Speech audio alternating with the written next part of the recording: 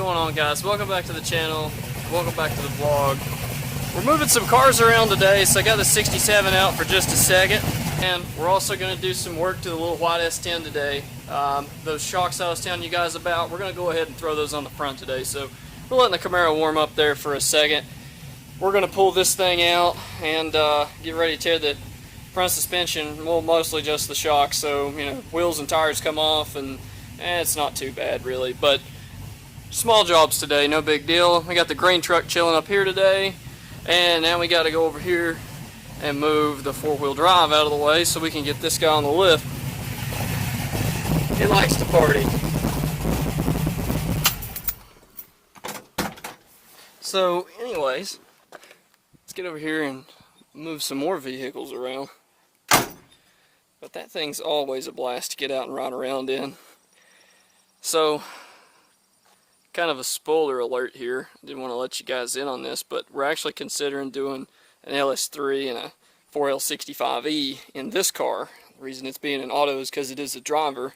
It's not a drag strip car, you know, obviously it's a street car. So he's leaving an auto in it, mainly just because he likes the automatic, and so my mom can drive it because they both drive this car, and she's not so good with the stick shift. So I believe they're going to end up leaving it an auto.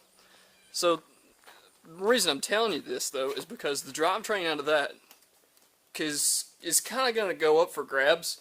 So that would mean that I have a really good suspect sitting right here, and a really good drivetrain sitting right there ready to go. So I'd have a turbo 350 with, you know, a TCI converter, kind of a built trans, 343 roller setup, knife edge BRC crank, Oliver 6125 rods, and a set of BRC pistons in it.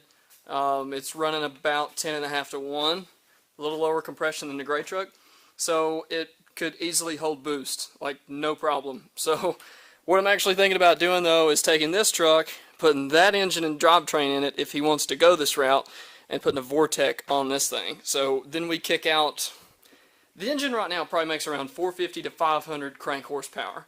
If you throw a Vortec on it, you're going to add at least 100. I'm going to say at least 100 horsepower. So it'd be a 600 plus horsepower S10 that's kind of a sleeper on the street, because this thing doesn't really, I mean, it looks like a stock truck kind of if you don't know what you're looking at, but then the people that do know what you're looking at, you know it's a little different than a stock truck, but it still has kind of a factory look to it without going too wild. It's tastefully done. That's kind of the idea of this. So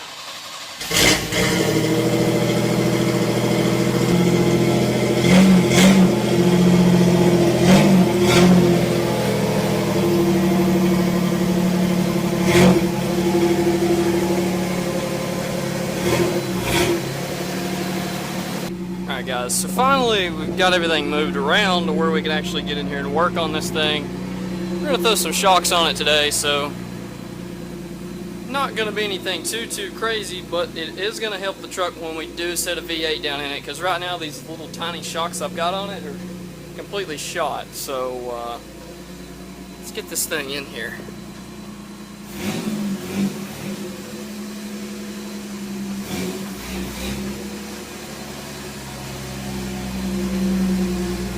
Alright, so we got the S10 moved in here now, finally. I'm ready to raise this thing up. Alright guys, we got her in the air, so first step is going to be pulling off these beauty rings, and hopefully I can do this without destroying the wheel, but I'm making no promises, because it is pretty tight going through there, and I've got a little flat head that I kind of ground down and put an angle on to use as a hook, and I'm going to put some tape around it, try not to scratch it. I don't know. There's a tool for this, I just don't have it. Classic, of course, like everybody else. There's a tool for this, I just don't have it. So, let's see if we can get these things off of here. And I think that was my tool. It may work. I don't know. I'm not making any promises. So, let's see if we can get this thing off of here. I'm going to use this towel kind of in behind to work around this thing and see if we can get it off. Way around through here with this towel over the end of it to try and keep from scratching it to pieces.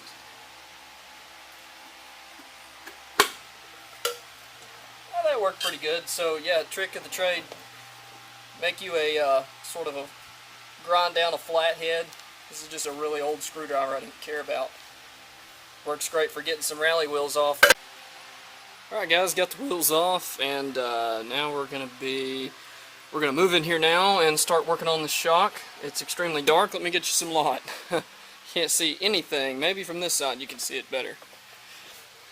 Yeah, that's the nice little DJM drop spring, and look at that tiny baby shock in there that we're getting ready to take out.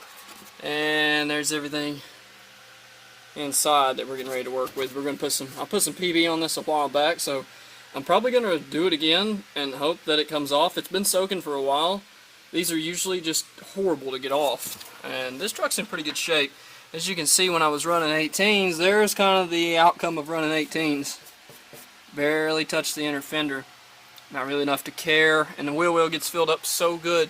And here's where we've been bottoming out on the interstate with these baby shocks on here. That's what you get at 60 miles an hour and you hit a bump.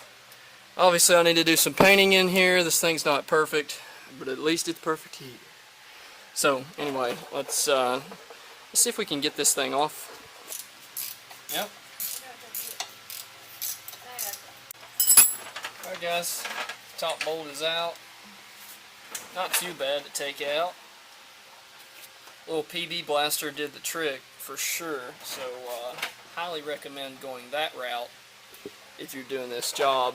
Now what I did here was I used some vice grips and grabbed onto the top portion of this bolt right there, spun it till I got it to the top, then had to grip onto the threads to get the rest of the way out, but who cares, this is obviously coming out. Now we just got to repeat on the other side. Alright guys, now I can show you this next part.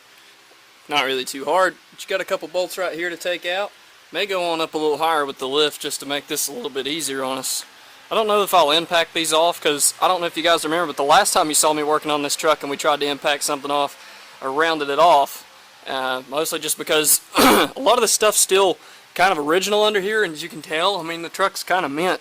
I bought it with 53,000 on it, but everything rusts. You know, if it sits in a barn, it's going to have surface rust. But you can kind of tell how old these are. I think they're replacement shocks, but they have no bound to them at all. Like, so they're pretty wear out. So let's go up a little bit higher with this than I'd like for them to be. But it's not going to round off. So I'm okay with that. Not really a lot of recoil there. If you guys can see that, that's not going anywhere. I had no shock, period. Oh, it's starting to move. So it's shot.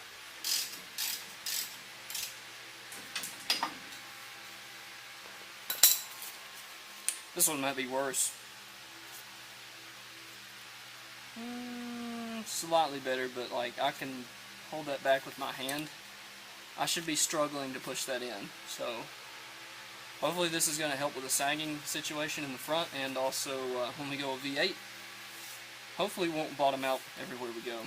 So pretty sure these are O'Reilly shocks, and they've lasted a long time, but like everything, it'll all wear out. Had a special loader of these from Advance. They didn't really have any of these just from stock on the shelf ready to roll. Oh, that's a huge difference as far as the cylinder. Much bigger cylinder compared to the other shock. Oh, they're hardware. Let me grab this over. Some of you guys might be wondering, why would you upgrade shocks on an S10? There's why. Alright guys, shock number 2 is in, and is definitely a lot more rebound to that, and I had to put some serious muscle behind that to get that to go. So these upgraded OEM Spectrum shocks are much bigger. Alright guys, got our new shocks on. They're ready to roll. Tightened everything up. I went with Monroe's this time. A lot better shock, a lot thicker shock. The cylinder was definitely harder to press in than the other kind of factory deal I bought, so hopefully this is going to help the ride quality out a lot. I got some brakes that's going to be due kind of soon, so we're going to wait till they're screeching and we'll go ahead and change those out. But as of right now, we're ready for a V8, so that was the last step to kind of brace the front end for it. So till next time, hopefully you guys might see this thing with a V8 in it. Not going to make any promises there, but definitely something on the to-do list for this little truck. So anyways, let's get this thing on the ground. Alright guys, we got our new shocks on, so we're going to pull this thing out here and see how it goes. Hopefully the rebound on this is a whole lot better, so I'm going to set you guys down right here so you can see this bounce. We'll see if it's improved from before.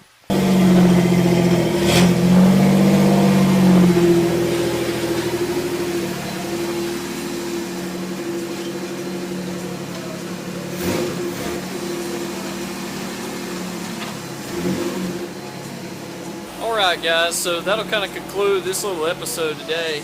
We've got a couple other projects we're going to work on today, but I did want to go ahead and finish this thing up. I told you guys I'd go ahead and change these shocks out. So if you like what you see, be sure and subscribe. We got some other stuff going on here today. I may try to film some more, and I'll get you another video probably tomorrow. So I will be working on that throughout the day. But anyways guys, thanks for watching. Please subscribe here. Take care and have a good one.